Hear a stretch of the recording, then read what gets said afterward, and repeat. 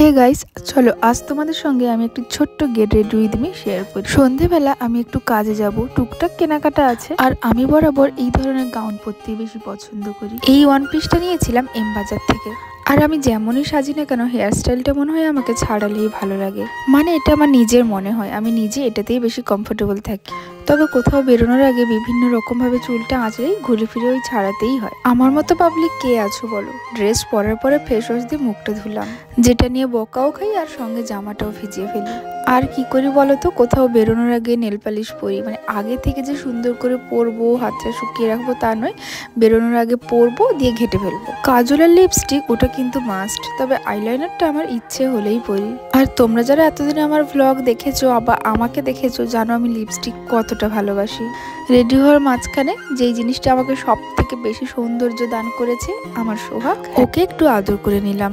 আমার মুখের হাসি, আমার মন ভালো মন খারাপ সবকিছুই যার উপরে ডিপেন্ড করে। সিঁদুর, টিপ, কাজল সব পরে নিলাম। আর লিকুইড সিঁদুর দিয়ে এমনভাবে টিপ আমি বরাবরই পরি। আগেই বলেছিলাম, যতই আমি চুল বাঁধি না কেন, চুলটা আমাকে লাস্ট অব্দি ছাড়াতেই হয়। আমি এখন একদম রেডি। এদিকে নিচ থেকে মোটরসাইকেলের পিপি আওয়াজ শুরু হয়েই গেছে। আমাদের সোহাগের পাপার ডাক পড়ে গেছে, তো এখন আসছি, টাটা বাই।